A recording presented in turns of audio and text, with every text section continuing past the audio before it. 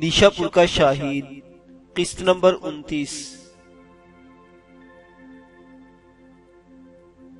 ایک روز جب کہ بدری ناتھ، ساوتری اور بملا اکٹھے بیٹھے اپنے کسی گھریلو موضوع پر گفتگو کر رہے تھے، حویلی کے بیرونی دروازے پر کسی نے دستک دی۔ تینوں اٹھ کر باہر آئے۔ سورج مغرب کی طرف جھکتا ہوا اپنی ہستی کی فناگاہوں کی طرف رواں تھا۔ گیان اپنے کمرے سے نکل کر حویلی کے بیرونی دروازے کی طرف جا رہا تھا۔ گیان نے جب دروازہ کھولا تو دروازے کے قریب ہی حسن اور حارث اپنے گھوڑوں کی باگیں پکڑے کھڑے تھے۔ گیان چند لمحوں تک دونوں بھائیوں کو غور سے دیکھتا رہا، پھر اس نے حسن اور حارث کو مخاطب کرتے ہوئے کہا، اگر میں غلطی پر نہیں اور میں نے تم دونوں کے چہروں سے غلط اندازہ نہیں لگایا تو تم دونوں کے نام حارث اور حسن ہو سکتے ہیں۔ ہاں، مجھے معلوم نہیں تم دونوں میں سے حارث کون ہے اور حسن کون ہے۔ حارث کچھ کہنے والا تھا کہ حسن کو کوئی شرارت سوجی اور اس نے گیان سے کہا، یقیناً تمہیں غلط فہمی ہوئی ہے اور تمہارا اندازہ درست نہیں ہے، اس لیے کہ ہم دونوں میں سے نہ کوئی حارث ہے اور نہ ہی حسن ہے۔ تم نے کیسے اندازہ لگا لیا کہ ہم حارث اور حسن ہیں؟ گیان نے پریشانی کا اظہار کرتے ہوئے کہا، حیرت ہے، تم دونوں کے چہروں کے نقوش میں آقا حماد کی جھلک دکھائی دیتی ہے۔ حارث غصے سے حسن کی طرف دیکھتے ہوئے کچھ کہنا چاہتا تھا کہ حسن نے اسے بولنے کا موقع ہی نہیں دیا اور گیان سے کہا، ایک نجی کام کے سلسلے میں ہم دونوں بدری ناتھ سے ملنا چاہتے ہیں، ہمیں ان کے پاس لے چلو۔ گیان نے حویلی سے باہر ساوتری اور بملا کے ساتھ کھڑے بدری ناتھ کی طرف اشارہ کرتے ہوئے کہا، وہ سامنے کھڑے ہیں، آپ میرے ساتھ آئیے۔ گیان جب آگے بڑھنے لگا تو حارث نے اسے روکتے ہوئے کہا، بھائی تمہارا نام کیا ہے؟ گیان نے مڑ کر کہا، نام تو گیان چند ہے، پر لوگ مجھے صرف گیان ہی کہتے ہیں۔ حارث نے خفگی کی حالت میں حسن کی طرف اشارہ کرتے ہوئے گیان سے کہا، سنو گیان، میرا نام حارث ہے اور یہ میرا چھوٹا بھائی حسن ہے۔ اس کی طبیعت شرارتی اور مزاحیہ ہے۔ اس نے تم سے مذاق کیا ہے کہ ہمارا حماد سے تعلق نہیں ہے، ہم دونوں حماد کے چھوٹے بھائی ہیں، نیشاپور سے بہن رتنا کا ایک اہم پیغام لے کر آئے ہیں۔ اس کے علاوہ حماد بھائی بھی ملے تھے، وہ تم سب کو سلام کہتے تھے۔ گیان مسکراتا ہوا آگے بڑھا اور دونوں سے ان کے گھوڑوں کی باگیں لیتے ہوئے کہا، جب آپ حارث اور حسن ہیں تو پھر اجنبیوں کی طرح باہر کیوں کھڑے ہیں؟ اندر آ جائیں، یہ حویلی آپ کی اپنی ہے۔ گیان دونوں کو لے کر آگے بڑھا اور صحن میں آ کر اس نے بدری ناتھ سے کہا، یہ حارث اور حسن ہیں، آقا حماد کے چھوٹے بھائی۔ بدری ناتھ نے آگے بڑھ کر دونوں سے بغل گیر ہوتے ہوئے کہا، تم دونوں اس حویلی کے بیٹے ہو، یوں اجنبیوں کی طرح باہر کیوں کھڑے رہے؟ حارث نے اپنی جیب سے ایک طے کیا ہوا کاغذ نکال کر بدری ناتھ کو تھماتے ہوئے کہا، یہ آپ کے نام رتنا بہن کا خط ہے۔ بدری ناتھ، ساوتری اور بملا تینوں پڑھنے لگے۔ ان کے چہروں پر خوشی کی لہریں بکھر گئی تھی۔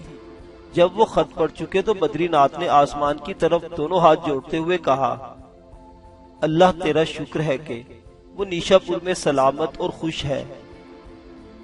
بدری ناتھ کے اس جملے پر حارث اور حسن چونک پڑے۔ بدری ناتھ نے اب دونوں کے ہاتھ پکڑتے ہوئے کہا، آئیے اندر چل کر بیٹھتے ہیں، آپ دونوں بھائی آئے ہیں تو کچھ روز ضرور اس حویلی میں رہیں۔ حارث نے فضاؤں میں پھیلتی تاریکی کی طرف دیکھتے ہوئے کہا، ہمارا نماز کا وقت ہو گیا ہے، ہم پہلے نماز پڑھ لیں۔ بدری ناتھ نے انہیں اندر کھینچتے ہوئے کہا، سب کچھ حویلی کے اندر ہی ہو جائے گا، تم دونوں بھائی میرے ساتھ آؤ۔ وہ دونوں اس کے ساتھ ہو لیے۔ گیان بھی استقبل میں گھوڑے باندھ کر حویلی میں آ گیا تھا۔ پہلے چاروں نے مل کر مغرب کی نماز ادا کی، پھر وہ اکٹھے بیٹھ کر باتیں کرنے لگے۔ ساوتری اور بملا رسوئی میں کھانا پکانے لگ گئی تھیں۔ دن بھر کے رامش رنگ کے بعد سورج غروب ہونے کے لیے مغربی کوہستانوں کے پیچھے قرار دل کی خاطر مجنونانہ تب و تاب کے ساتھ چھپتا جا رہا تھا۔ کائنات کی ہر چیز نظارہ گستر ہو گئی تھی۔ رتنا کوہستانوں کے دامن میں چشمے کے قریب جمع ہو جانے والے شفاف نیلے پانی میں ٹانگیں ڈبوئے اپنا وہی گیت گا رہی تھی، وہی گیت جس میں مبہم وصل اور دھند کی امید تھی۔ سرسری ترک اور سطحی مسرت کے چشمے تھے۔ ہر چیز سے بے نیاز ہو کر وہ اپنے محبوب کے انتظار میں پورے ذوق و حرارت سے گا رہی تھی، اور اس کی سرخ و سفید اور گوشت سے بھرپور ٹانگیں پانی کو چکا چوند کر رہی تھی۔ اس کے انداز بیان میں ایک غم اور آس تھی، اور کوہستانی دامن میں اس کے لفظوں کی چاندنی دور دور تک بکھر رہی تھی۔ چشمے کے کنارے وہ اداس بیٹھی تھی، اس ہرن کی طرح، اس آہو کی مانند جس کا نافع مشک کہیں کھو گیا ہو۔ اس کے ہاتھوں میں 2 پھول تھے، اور اس کے سر کے بال پریشان ہو کر اڑ رہے تھے۔ اچانک رتنا کے کانوں میں کسی کی آواز پڑی، رتنا رتنا۔ رتنا فوراً کھڑی ہو گئی اور پہاڑ کی بلندی کی طرف دیکھا۔ بوڑھا خلدون اوپر کھڑا اسے پکار رہا تھا۔ رتنا نے فوراً نیچے جھک کر پانی سے بھرا ہوا برتن اٹھا لیا۔ خلدون کی آواز پھر اس کے کانوں سے ٹکرائی، جلد گھر آؤ بیٹی، مہمان آئے ہیں۔ رتنا پانی کا برتن لے کر کسی مشاق اور غواص کی سی پھرتی کے ساتھ پہاڑ پر چڑھنے لگی۔ اسے یقین تھا کہ آنے والا مہمان اس کا حماد ہی ہوگا۔ پہاڑ کے اوپر آ کر اس نے اپنی پیار بھری آواز میں طائر خوشنوا کی طرح چہکتے ہوئے پوچھا، کون آیا ہے بابا؟ خلدون نے بڑی سنجیدگی سے کہا، تم خود ہی اندر جا کر دیکھ لو، تمہارا کوئی رشتہ دار ہی ہے۔ تم اندر آ جاؤ، میں کھیت سے ان کے لیے سیب توڑ کر لاتا ہوں۔ رتنا بہت کچھ پوچھنا چاہتی تھی، پر خلدون کھیت کی طرف چلا گیا تھا۔ اس کے ذہن میں طوفان اٹھ کھڑا ہوا تھا، کیا آنے والا مہمان میرا حماد نہیں ہے؟ کیا وہ نہیں ہے تو پھر یہ کون؟ میرے رشتہ دار ہیں؟ اس کے ذہن نے ایک بھرپور ٹھوکر لگائی۔ اس بھرے سنسار میں حماد کے علاوہ کون ہے جو تیرا رشتہ دار ہے؟ پھر اس نے خود ہی اپنے دل کو تسلی دیتے ہوئے کہا، بابا نے مجھے تنگ کرنے کی خاطر کہا ہوگا، ضرور حماد ہی گھر آئے ہوں گے۔ بڑی تیزی سے وہ گھر کی طرف بڑھی۔ پانی کا برتن اس نے رکھا اور زینب کے پاس آئی۔ وہ باورچی خانے میں کھانا پکا رہی تھی۔ رتنا نے بے تابی سے پوچھا، کون آیا ہے ماں؟ زینب نے لا علمی کا اظہار کرتے ہوئے کہا، میں نہیں جانتی کون ہے بیٹی، وہ 10-12 ہیں، تمہارے بابا ہی سے انہوں نے کچھ کہا ہے، میں ان کے لیے کھانا تیار کر رہی ہوں، جاؤ ملو ان سے اور دیکھ لو کون ہے، وہ دیوان خانے میں بیٹھے ہیں۔ رتنا دیوان خانے سے ملحقہ اس کمرے میں آئی جو حماد کا تھا اور اب اس کے استعمال میں تھا۔ دونوں کمروں کے درمیان مصری سوت کے پردے لٹکے ہوئے تھے۔ پردے کو ذرا سا ہٹا کر جب اس نے اندر دیکھا تو وہاں ارجن اپنے 10-12 ساتھیوں کے ساتھ بیٹھا ہوا تھا۔ ارجن نے بھی رتنا کو اندر جھانکتے ہوئے دیکھ لیا تھا۔ رتنا فوراً پیچھے ہٹ گئی اور نہ جانے کن سوچوں میں کھو گئی تھی۔ ارجن فوراً اٹھا اور دوسرے کمرے میں داخل ہوا جہاں رتنا اب ایک پلنگ پر بیٹھی ہوئی تھی۔ وہ گہری سوچوں میں کھوئی ہوئی تھی، جیسے اپنے گم گشتہ ماضی کو تلاش کرنے کی کوشش کر رہی ہو۔ ارجن رتنا کو دیکھ کر دنگ سا رہ گیا تھا۔ نیشا پور آ کر وہ اور زیادہ حسین اور پرکشش ہو گئی تھی۔ اس کا رنگ پہلے سے تازہ بتازہ اور نارنجی شعلے جیسا ہو گیا تھا۔ اس بے خود اور مسرور کر دینے والے حسن میں بہار کے گلابوں کی پنکھڑیوں جیسا رس تھا۔ اس کے چہرے کی رنگ آمیزیاں اور جسم کے نقش ترازیاں کہیں زیادہ دلربا اور جاذب نظر ہو گئی تھی۔ ارجن جب کمرے میں آیا تو رتنا کو دیکھ کر اس کی حالت ایسی ہو گئی تھی جیسے برسوں سراب کے اندر بھٹکتا ہوا مسافر پانی کی حسین اور شفاف ندی کنارے کھڑا ہو۔ ارجن چند لمحوں تک بڑے شوق و جذب اور وارفتگی و تمنا کی حالت میں کھڑا رتنا کو دیکھتا رہا۔ پھر اس نے پکارا، رتنا رتنا۔ رتنا نے سر اٹھا کر ارجن کو دیکھا۔ بالکل ایسی حالت گویا سرد افسردہ اندھیروں میں کسی پہرے دار کی نیند اچاٹ ہو گئی ہو۔ وہ کھڑی ہو گئی اور بیزار سے لہجے میں کہا، تم یہاں کیا کرنے آئے ہو؟ رتنا کی آواز ایسی تھی جیسے مردہ لفظوں کی زنجیر اس کے گلے کا پھندا بن رہی ہو۔ ارجن آگے بڑھتا ہوا بولا، میں تمہیں لینے آیا ہوں۔ رتنا نے عجیب سے طنز و تعریض میں کہا، میں اب کہیں نہیں جا سکتی۔ ارجن پھر بولا، میں تمہاری خاطر کس قدر طویل سفر طے کر کے آیا ہوں، میں تمہیں اپنے ساتھ ہندوستان لے جاؤں گا۔ رتنا اب کافی حد تک سنبھل چکی تھی۔ اپنے الفاظ میں اس نے زور پیدا کرتے ہوئے کہا، میرا گھر ہندوستان نہیں نشا پور ہے۔ اس سرزمین سے میرا کوئی تعلق واسطہ، کوئی لگاؤ بندھن اور کوئی ربط و انکاؤ نہیں ہے۔ میں اس سرزمین کو بھول چکی ہوں جہاں سنگ اور گھڑیال بجتے ہیں، جہاں ہری کرشن ہری رام کی صدائیں بلند ہوتی ہیں۔ میں کسی کے ساتھ جنگلوں، کھڈوں، اترائیوں اور ندیوں کو پار کر کے یہاں آئی ہوں۔ یہ وہی بستی ہے جس کی گائی گلیوں، جس کے دامنوں اور کوہساروں کے میں نے خواب دیکھے تھے۔ میں اس دھرم کو بھول چکی ہوں، اس دیش کو فراموش کر چکی ہوں۔ ارجن نے تیز نگاہوں سے اسے دیکھتے ہوئے کہا، تو کیا تمہارے کہنے کا مطلب یہ ہے کہ تم ہندو دھرم چھوڑ چکی ہو؟ رتنا اپنے سرمست عالم میں پھر بولی، تمہارا اندازہ درست ہے، میں اب ہندو نہیں مسلمان ہوں۔ میرا خدا بڑا قادر ہے اور میں اس نبی پر ایمان رکھتی ہوں جو اس کائنات ہی نہیں دونوں جہانوں کے لیے رحمت و حق کا نزول ہے۔ مجھے فخر ہے کہ برحمدللہ میں مسلمان ہوں۔ ارجن نے تیز لہجے میں پوچھا، کیا تم نے یہاں آ کر کسی سے شادی کر لی ہے؟ میں نے ابھی شادی نہیں کی، لیکن بہت جلد ان سے میری شادی ہو جائے گی۔ ارجن کی آواز کہیں دور سے سنائی دی، وہ کون ہے جس سے تمہارا بیاہ ہوگا؟ رتنا نے جذبات میں ڈوبی ہوئی آواز میں کہا، وہ میرا متر، میرا سوامی، میرا ناد اور میرا سہاگ ہے۔ ان کی محبت نے میری زندگی کے 4 کھونٹ اجالا کر دیا ہے۔ میں ان کے ساتھ جیون بتانے کا پریتن کر چکی ہوں۔ میں اپنے آپ کو ان کے چرنوں کی کھڑاؤ سمجھتی ہوں۔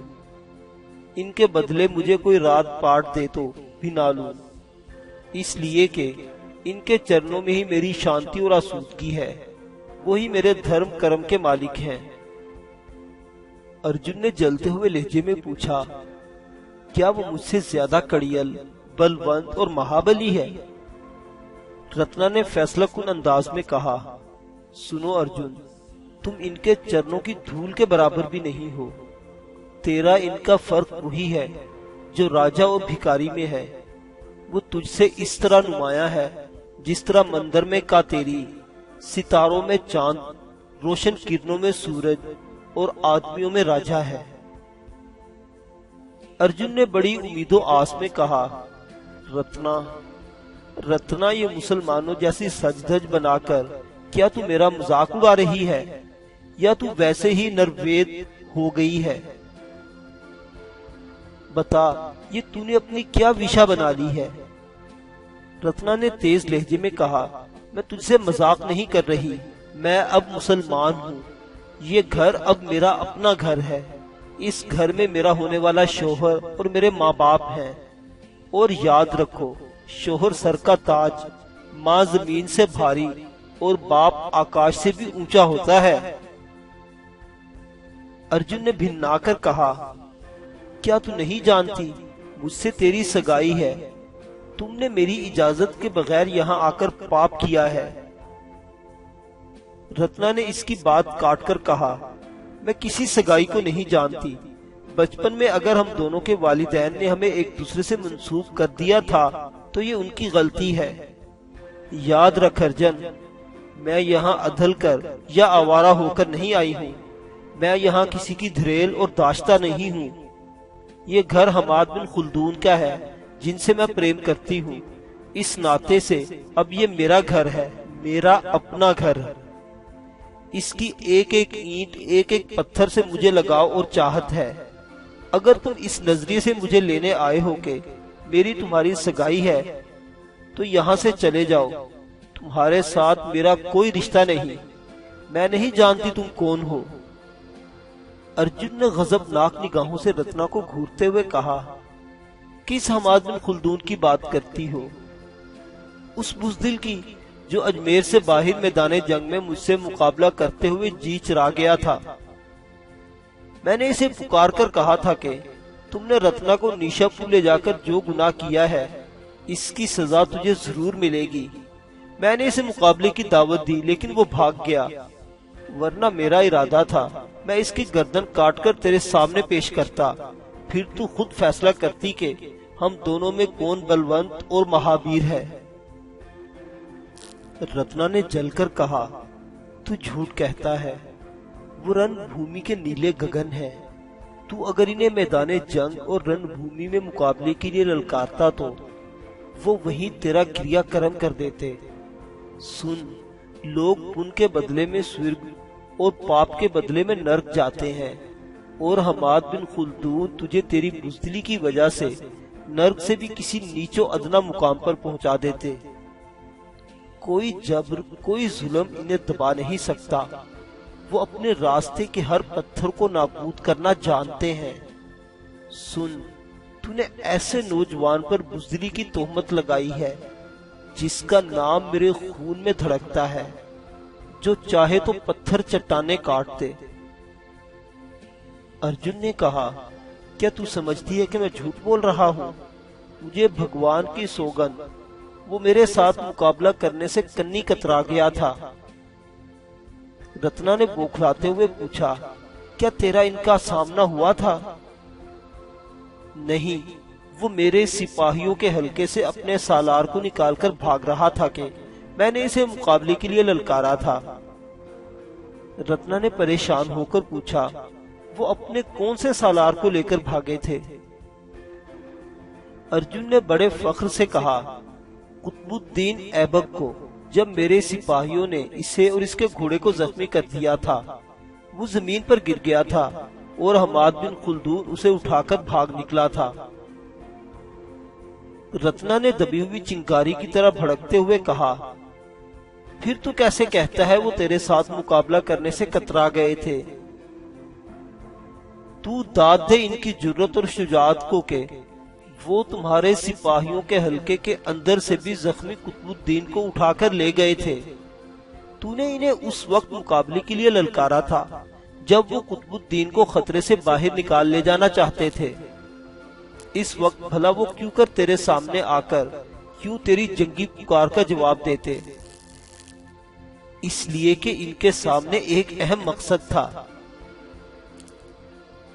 رتنا تھوک نکلنے کو رکی، پھر کسی تیز دھارے کی طرح بہتی چلی گئی اور کمرے میں اس کی گونجدار آواز بلند ہوئی، سنو ارجن، حماد بن خلدون ایک ایسا نوجوان ہے جو جابر کے ظلم اور ظالم کی مطلق العنانی کی پرواہ کیے بغیر اپنے فرائض کی انجام دہی کرتا ہے۔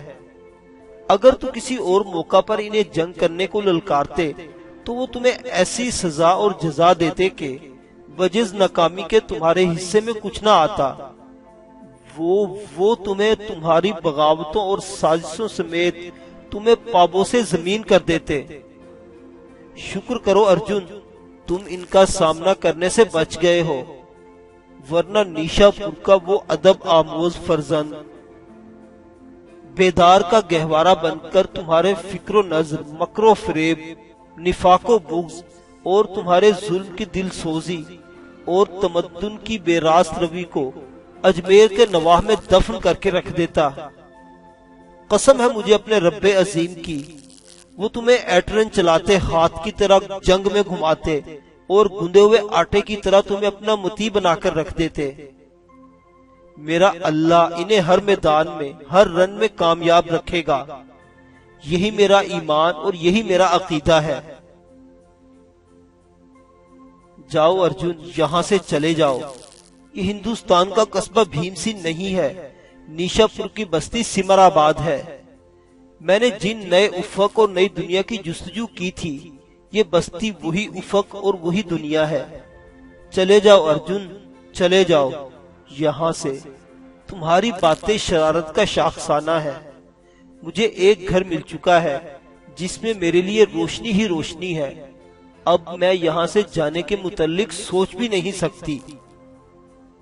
ارجن نے اور زیادہ بھنا کر کہا، رتنا، تم اپنی حدود سے تجاوز کر کے مجھ سے ہم کلام ہو رہی ہو۔ تم نے میری اجازت کے بغیر یہاں آ کر پاپ کیا ہے، اور اس پاپ کی تجھے سزا ضرور ملے گی۔ میں تمہیں بھیم سین میں چچا بدری ناتھ کے ہاں لے جاؤں گا، اور وہیں ان کے سامنے تمہیں ایسی زچ دوں گا کہ تم ہندوستان سے نیشا پور کی طرف آنے والی ساری راہوں کو بھول جاؤ گی۔ رتنا نے فقدان ہمدردی اور بے ذوق و بے حرارت انداز میں کہا، گناہوں کا شاہد تو خدا ہے، وہ جانتا ہے کون نیک کون بد ہے۔ بہرحال میرا تمہارے ساتھ کوئی سمبند نہیں ہے، اور میں تمہارے ساتھ مامو بدری ناتھ کے ہاں بھیم سین جانے سے انکار کرتی ہوں۔ ارجن آگے بڑھا اور رتنا کا حسین بازو اپنے ہاتھ میں لیتے ہوئے کہا، دیکھتا ہوں تم میرے ساتھ کیسے نہیں جاتی ہو۔ وہ رتنا کو کھینچ کر دوسرے کمرے کی طرف لے جانے لگا۔ ایک جھٹکے کے ساتھ رتنا نے اپنا بازو چھڑا لیا اور گونجدار آواز میں کہا، اپنے آپ کو ہلاکت میں نہ ڈالو، جاؤ دور ہو یہاں سے۔ ارجن پھر آگے بڑھ کر رتنا کو پکڑ لینا چاہتا تھا کہ زینب اپنی بیساکھیاں ٹیکتی ہوئی کمرے میں داخل ہوئی اور قہرمان انداز میں ارجن کی طرف دیکھتے ہوئے کہا، میں رتنا اور تمہارے درمیان ساری گفتگو سن چکی ہوں۔ اگر کبھی اس سے تمہاری سگائی تھی تو اس کے انکار پر وہ آپ سے آپ ختم ہو چکی ہے۔ جاؤ امن کے ساتھ ایک مہمان کی طرح یہاں سے رخصت ہو جاؤ۔ رتنا یہاں سے نہیں جائے گی، یہ اس گھر کی بیٹی ہے، میری بہو اور میرے شیر دل بیٹے حماد کی امانت و حرمت ہے۔ جا یہاں سے چلا جا۔ رتنا بیچاری زینب کے پیچھے چھپ کر کھڑی تھی۔ ارجن آگے بڑھا، ایک زوردار دھکے سے اس نے زینب کو ایک طرف گرا دیا۔ زینب بیچاری کی بھی ساکھیوں اس کے ہاتھ سے نکل گئی اور وہ بڑی بے بسی کے عالم میں فرش پر گر گئی۔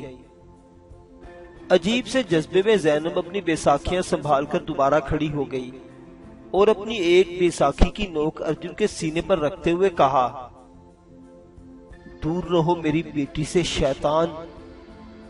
کاش اس وقت میرے بیٹوں میں سے کوئی یہاں ہوتا تو تمہیں بتاتا کہ ان کی ماں کو فرش پر گرانے کی کیسی بھاری قیمت ادا کرنا پڑتی ہے۔ ارجن نے زینب کی بیساکھی اپنے سینے سے ہٹائی اور آگے بڑھ کر اس نے ایک زوردار تمانچہ زینب کے منہ پر مارتے ہوئے کہا، پیچھے ہٹ ذلیل بڑھیا، رتنا کو اپنے ساتھ لے جانے سے مجھے کوئی روک نہیں سکتا۔ زینب بے بس ہو کر پھر فرش پر گر گئی۔ رتنا زخمی شیرنی کی طرح بپھرتی ہوئی ارجن کی طرف بڑھی، اس کے منہ پر دو زوردار تمانچے مارتے ہوئے کہا، کمینے، کم وقت، تو نے میری ماں پر ہاتھ کیوں اٹھایا ہے؟ ارجن نے رتنا کا بازو پکڑ لیا اور دوسرے کمرے کی طرف کھینچنے لگا۔ رتنا شور کرنے لگی، چھوڑ دو مجھے راکشس، چھوڑ دو مجھے۔ زینب لڑ کھڑا کر پھر کھڑی ہوئی اور ارجن کا راستہ روکتے ہوئے کہا، چھوڑ دو میری بیٹی کو، ورنہ میرا بیٹا ایک روز تیری بدی کی ساری خواہشوں اور مسافرتوں کو بے آواز لفظوں اور قیامت خیز ناٹک میں بدل دے گا۔ رتنا کا ہاتھ چھوڑ کر ارجن نے زینب کو اپنے دونوں ہاتھوں پر اٹھایا اور زور سے سامنے والی پتھروں کی دیوار پر پٹخ دیا۔ زینب کی ایک بلند آواز ہوئی اور پھر وہ خاموش ہو گئی۔ اس کے سر سے خون کا سوتا پھوٹ پڑا تھا۔ ارجن رتنا کو کھینچتا ہوا دوسرے کمرے میں لایا اور وہاں بیٹھے اپنے ساتھیوں سے کہا، آؤ چلیں، ہمارا کام ہو گیا ہے، اب یہاں ٹھہرنا ہمارے لیے خطرے کا باعث ہے۔ رتنا چیختی رہی، چلاتی رہی، ماں ماں، پر زینب کی طرف سے کوئی جواب نہ ملا۔ ارجن اسے کھینچتے ہوئے اپنے ساتھیوں کے ساتھ حویلی سے باہر آیا۔ وہاں ان کے گھوڑے کھڑے تھے، وہ ان پر سوار ہو گئے۔ रत्ना को अर्जुन ने अपने साथ बिठा लिया और फिर कोहस्थान से नीचे उतरकर वो अपने घरों को सर पर दौड़ा रहे थे। असल और सीधी राहों को छोड़कर वो घास और जंगल में से होते हुए वापसी का रुख कर रहे थे ताकि कोई इनका ताकुब न कर सके।